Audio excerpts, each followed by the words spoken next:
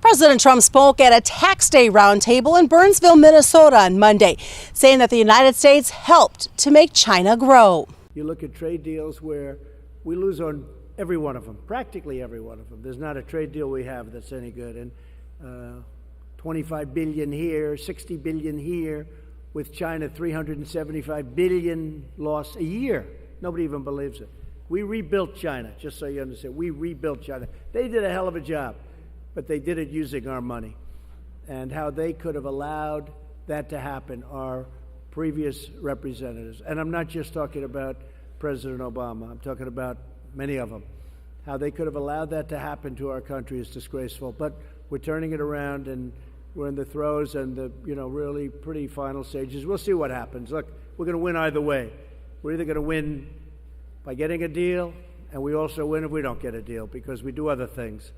Well, trade talks are underway now between Japan and the United States this week as Trade Representative Robert Lighthizer meets with Japan's economic advisor. Agricultural complaints are front and center, according to Politico, ever since President Trump withdrew the U.S. from the then-called Trans-Pacific Partnership. The Trump administration is expected to push for similar concessions for U.S. agriculture as what was seen in the TPP. Higher limits are now available for borrowers interested in farm loans from the Department of Agriculture. USDA announcing last week the increase would help farmers purchase farms or cover operating expenses.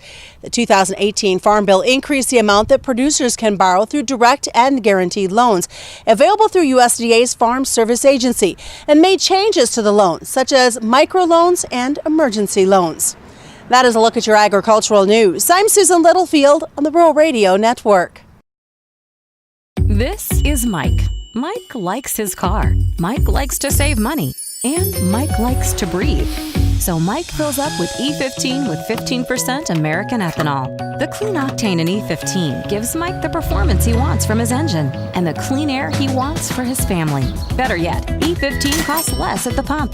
Higher octane, cleaner air, lower cost. E15 sure gives Mike a lot to like. Discover E15 with American ethanol.